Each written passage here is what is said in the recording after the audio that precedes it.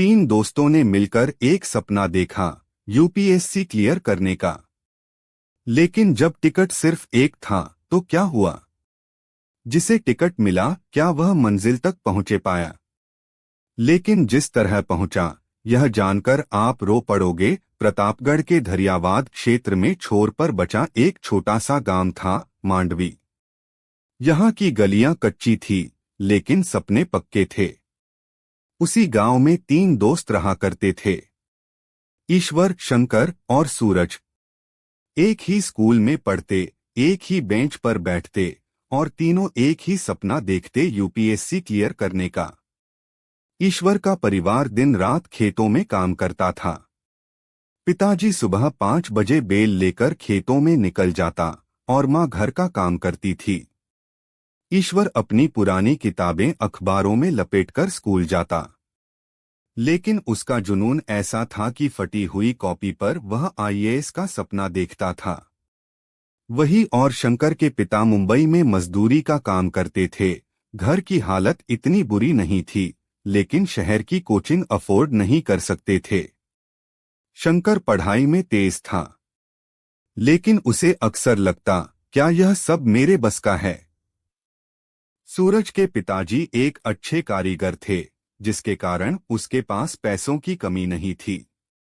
लेकिन दिल से बिल्कुल सीधा था, उसे घमंड नहीं था।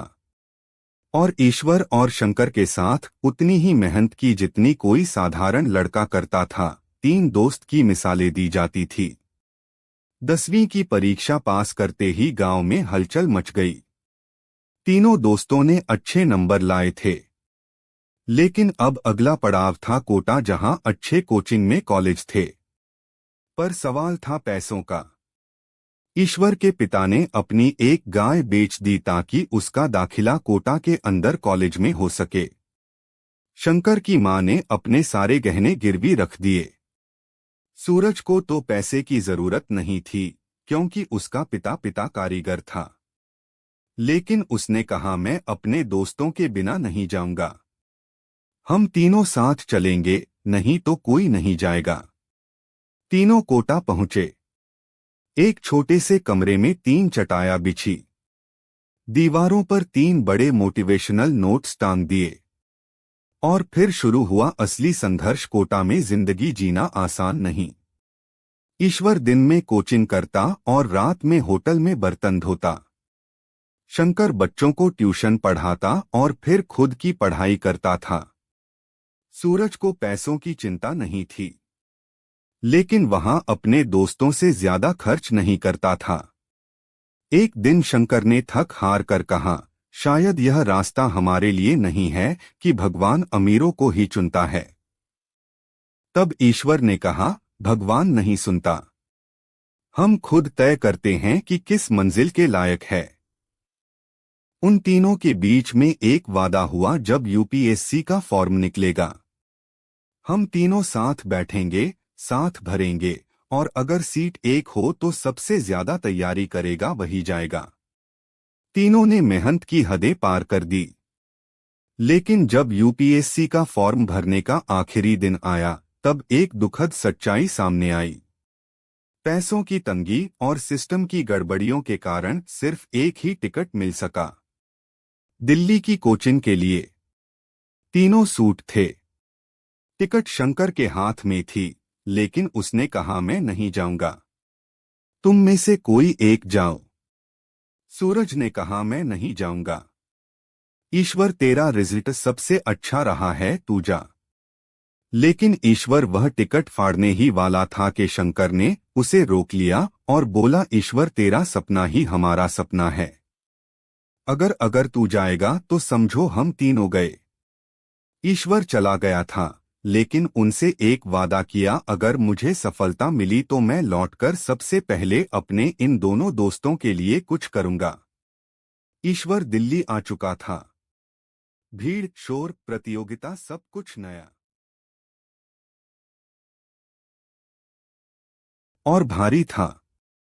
लेकिन उसकी जेब में जो एक पुराना कागज था, वही उसकी ताकत बन गया था। उसे पर लिखा था, हम तीन नहीं है, हम एक ही है। जहां एक पहुंचेगा वह तीनों की जीत होगी। ईश्वर ने कोचिंग शुरू की, लेकिन दिल्ली में हर कदम मुश्किल था।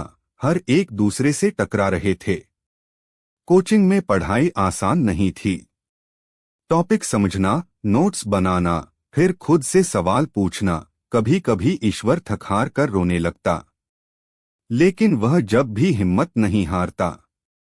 वह कभी नहीं टूटता। वहां कोटा से मिले अपने दोस्तों के ऑडियो में से सुनता, जहां शंकर बर्तन धोते हुए कहता, भाई तू बस पढ़, मेरी मेहनत तभी सफल होगी जब तू इंटरव्यू रूम तक पहुंचेगा। इधर कोटा में हम शंकर और सूरज अपनी लड़ाई लड़ रहे थे, अपनी पढ़ाई की लड़ाई लड़ रहे थे। शंकर ने बच्चों को ट्यूशन देने के साथ साथ अब कॉलेज स्टूडेंट को ट्यूशन देना शुरू किया। दोनों ने ठान लिया था अगले साल वह खुद दिल्ली जाएंगे।